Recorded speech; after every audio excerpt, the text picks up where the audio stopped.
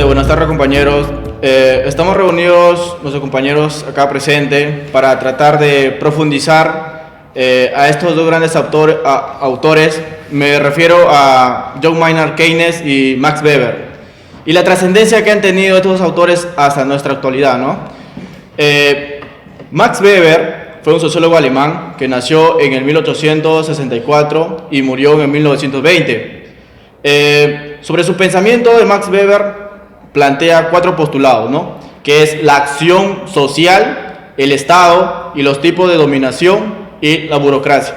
Dentro de la acción social, Max Weber, ¿no?, plantea de que hay diferentes tipos de acción social y la diferencia con la acción individual. Dentro de la acción social, Max Weber considera que hay una relación con los demás, ¿no? Dentro de la acción social está la acción racional, que fundamenta que el hombre trabaja en cuestión a los fines con los objetivos alcanzados. En la acción racional con arreglo de valores, esta es más o menos la misma definición que la anterior, pero la pequeña diferencia es que acá está más relacionado con la moral y la ética. La acción afectiva está más relacionada con las emociones, mientras que la acción tradicional está más relacionada a las buenas costumbres. El Estado lo define Max Weber, que es aquella comunidad humana que dentro de un territorio reclama con éxito para sí el monopolio de la violencia física legítima. Por ejemplo, supongamos que una gresca hay 2 individuos y uno de ellos sale muerto. Por ende, el Estado va a interceptar de manera directa, haciendo ejercicio del poder legítimo, ¿no? En este caso, encarcelando al sujeto. Luego nos iremos a la tipo de dominación, que Max Weber considera que hay 3 tipos de dominación, que es la denominación tradicional, la dominación carismática y la dominación legal racional. Dentro de la dominación tradicional está, por ejemplo, por así decirlo, puede ser la religión.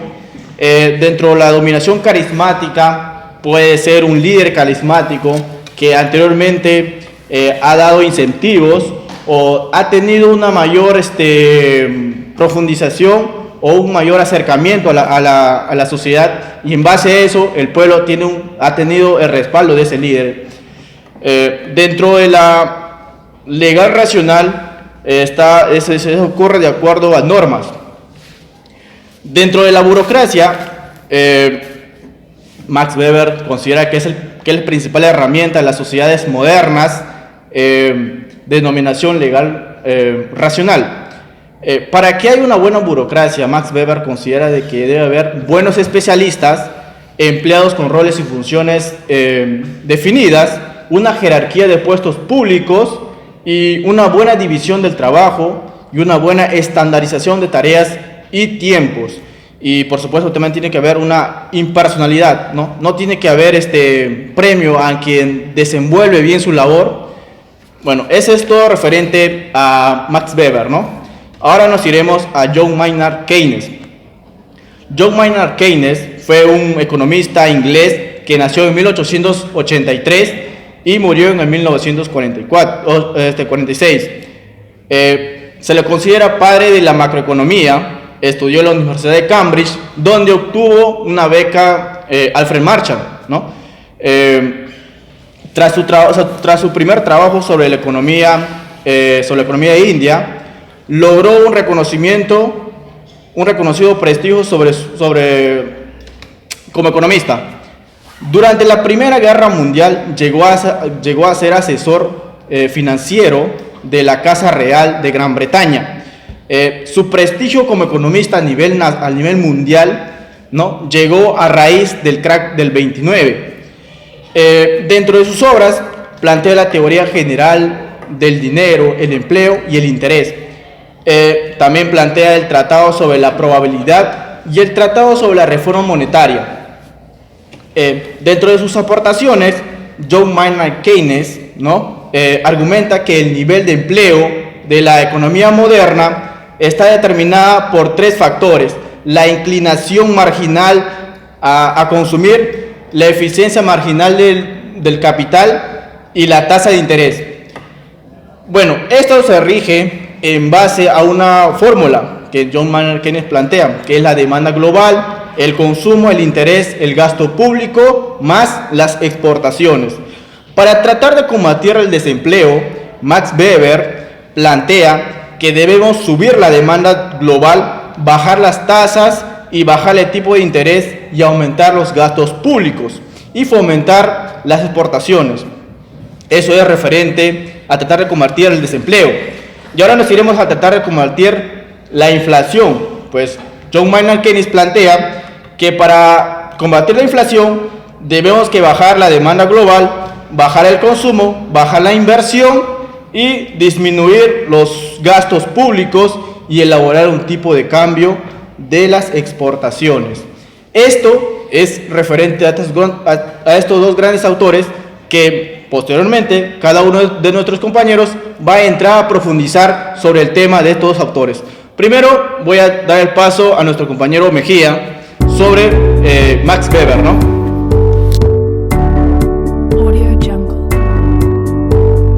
Bueno, Max Weber y sus aportes teóricos, ¿no? Voy a hablar esencialmente sobre sus aportes teóricos. El primero es en la acción social, que Max Weber lo definió como un sentido orientado hacia el otro y el resto de la sociedad. En esta acción social tuvo dos puntos: la acción social con arreglo a fines, y que él la definió como las metas y los medios. La acción racional con arreglos a valores, que está motivada por valores, ideales y demás. Bueno, también voy a hablar sobre lo que Max Weber tuvo un concepto sobre la burocracia, que fue una principal herramienta administrativa de los estados modernos de dominación legal y racional. ¿Por qué dice esto? Porque esto está administrada por un conjunto de profesionales con relaciones bien definidas, jerárquica, estandarizada, de tareas y tiempo completo. Bueno, voy a hablar también sobre sus importancias de Max Weber, ¿no? En 1909, Max Weber publica La ética protestante y el espíritu del capitalismo, que inició la sociología de la religión. Además de ello, dio un fundamento metodológico a las ciencias sociales. Definió conceptos, fundamentos de la sociología. También aportó en la aparición en Alemania de la sociología científica. Sus trabajos más importantes fueron en sociología de la religión y el gobierno, que influyeron en el desarrollo de las culturas de Oriente y Occidente. La ciencia como vocación y la política como vocación. Además de ello, definió al Estado como una entidad de estudio que ostenta el monopolio de la violencia y los medios de coacción. También fue fundador de la sociología moderna. Otro de sus aportes también fue que formuló una de las tres componentes de estratificación que fueron la clase social, el estatus, el partido político. Además de ello, también trabajó en lo que fue el idealismo. Además de ello, Max Weber puso de manifiesto su planteamiento crítico sobre la ciencia económica. También participó intensamente en la Asociación de Política Social y Sociedad Sociológica Alemana. También realizó importantes trabajos sobre teoría de la ciencia. Realizó un libro colectivo que fue llamado El elemento de economía social, que se publicó en 1922 bajo el título de Economía y Sociedad. También publicó numerosos artículos sobre la situación política de Alemania y su futuro. Militó en el Partido Democrático con el final de la guerra y la caída del sistema político monárquico en Alemania. Criticó el funcionamiento de los partidos políticos en política como profesión. Mencionó que el científico y el político son dos tipos humanos opuestos y contrapuestos en la economía y sociedad. Teoría y sociedad. Concepto de democracia plebiscitaria. Bueno, esto fue en 1917 a 1919 en la que lo publicó, en Sufragio y Democracia, en Parlamento y Gobierno en una Alemania reorganizada y la política como profesión. En estos libros trata de salvar la libertad del individuo en la sociedad moderna en la que el inevitablemente e imparable proceso de burocratización general afecta al Estado, a las empresas, a los partidos políticos, poniendo en grave peligro la libertad del individuo. Con esto llegamos a una conclusión que la política para Weber es una lucha por el poder, para participar en el poder o para influir en su distribución.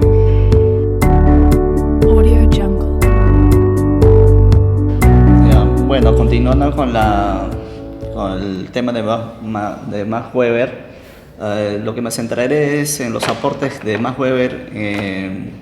Max Weber analizó profundamente las instituciones desde distintos puntos, como es la democracia, la burocracia, comportamiento y autoridad. Lo que me va a centrar es en el aspecto de tipos de autoridad.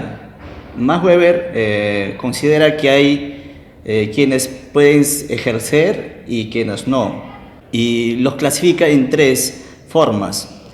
Uno es dominación legal, donde Weber dice que es lo que establece la ley. ¿Cómo entendemos eso? Dice, ya que es la capacidad de mando, de autoridad, viene de una legitimación por una norma y limita su competencia. Bueno, en este tipo de dominación, una organización está prejuzgada. Un ejemplo sería como una dominación burocrática, ¿no? Bueno, en segundo lugar, dice dominación carismático, donde Max Weber determina por el carácter personal de un líder. Dice que los que les prestan obediencia lo hacen como los discípulos que lo siguen por las habilidades o personales o extraordinarios del líder. En este aspecto siempre es de carácter dictatorial. Bueno, el tercer aspecto es dominación tradicional. En este aspecto, Max Weber determina que es determinado por el estatus que ocupan. Bueno, en este tipo de dominación tradicional, el contenido de las órdenes a obedecer viene determinado por la tradición, que el propio gobernante no puede conculcar sin dejar en peligro la legitimidad de su propia autoridad. Este tipo más puro de esta dominación tradicional es la autoridad patriarcal, donde dice hay una relación del señor y siervo. Ahora, también hay una diferencia de autoridad patriarcal con autoridad elemental, donde dice que estamental, mejor dicho. En esto están mayormente es la relación de funcionarios, que el poder está repartido entre los funcionarios. Gracias.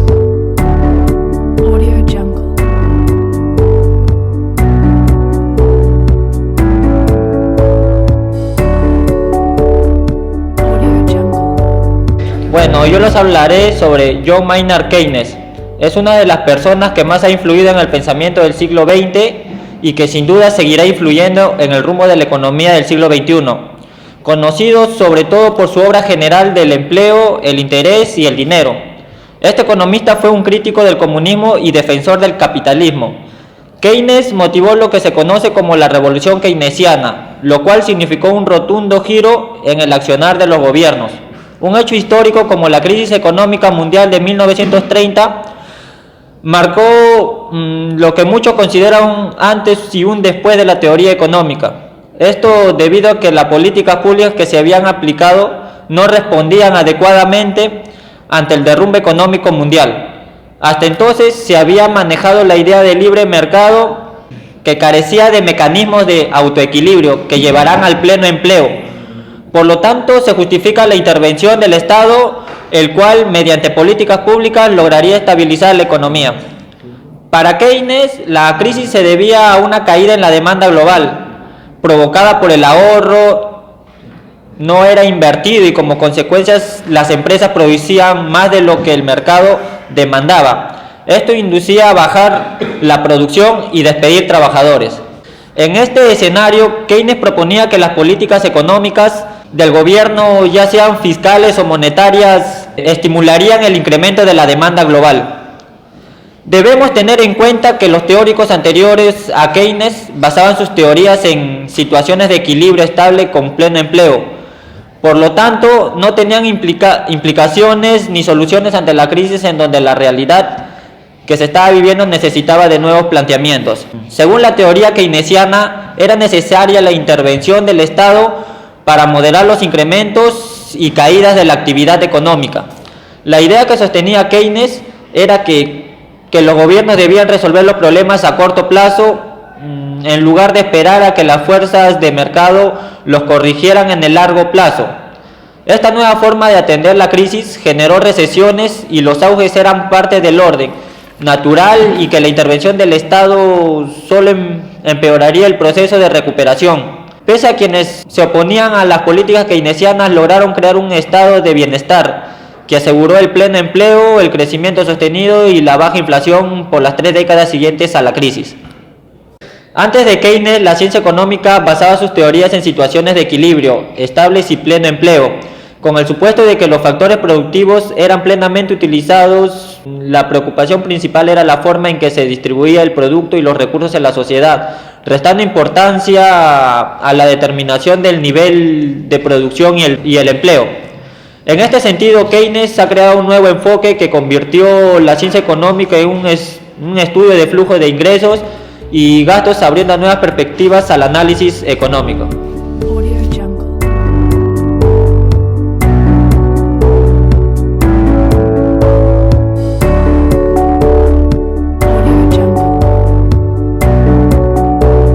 Bueno, hablando en general, el modelo keynesiano no ha logrado sus objetivos en la economía, no ha tenido éxito y ha sido en vano los esquemas desesperados, el intento de transfundir sangre, empresas con dinero de otras personas, creación de miles, millones de dinero artificial.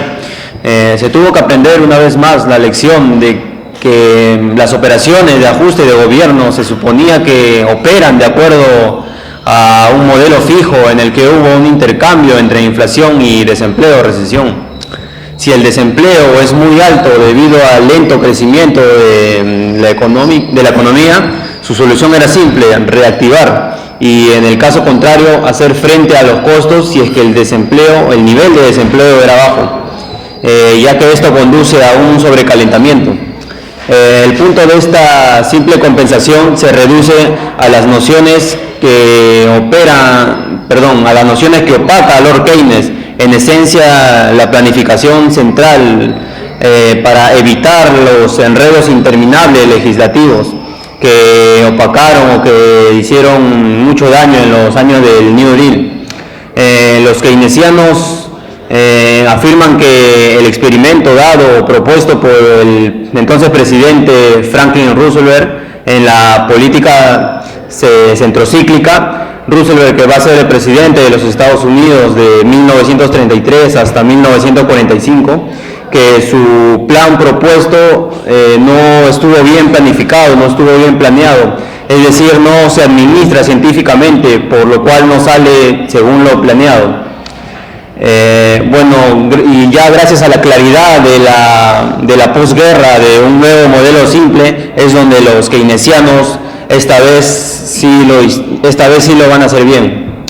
Bueno, durante la Gran Depresión hubo el aumento de la inflación a mediados de la década de 1950. Luego vino ya los años 1973 y 1974, donde el nivel de desempleo era alto y el aumento del 4 al 6% del 4 al 6% desde los mínimos de la recesión, ya que en estos días se consideraba muy alto. Luego de la inflación se disparó hacia arriba, aumentando en los 2 dígitos, y es donde aquí nace la recesión inflacionaria. Murray Rothbard explica este curioso fenómeno de una inflación jactanciosa que ocurre al mismo tiempo como una profunda recesión que sucede en la visión keynesiana del mundo, que los economistas siempre habían sabido que o bien la economía estaba en un periodo de auge o bien estaba en una depresión caracterizada por las altas tasas de desempleo. Del gobierno keynesiano se suponía que era absorber el exceso de poder de la compra por el aumento de los impuestos. De acuerdo con la receta keynesiana, el gasto de la economía en la recesión por parte del gobierno debía aumentar sus gastos con el fin de la bomba de gasto de la economía.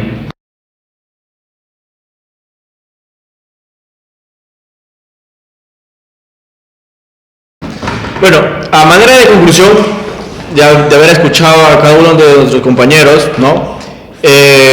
Lo más resaltante de Max Weber es lo que plantea en cuestión a la burocracia, ¿no? Que eso es lo más resaltante hasta nuestros presentes. En cuestión a John Maynard Keynes fue refutado en el 1973 con la caída del petróleo, ¿no? Que ahí no se evidenció más la falla de la demanda, sino la falla de los costes, ¿no? Y ahí se inclinó para un lado, ¿no? La teoría que planteaba John Maynard Keynes, y entró posteriormente a tallar ahí la teoría de Milton Friedman. Y además, otra cosita que quería resaltar es que John Maynard Keynes planteaba la macroeconomía. En cambio, Milton Friedman planteaba de la macroeconomía a la microeconomía, de los más grandes a los más pequeños, en cuestión de las empresas. También Maynard Keynes planteaba un programa a corto plazo, cosa que no funcionaba, y Milton Friedman planteaba programas a largo plazo. Y eso es todo, muchas gracias.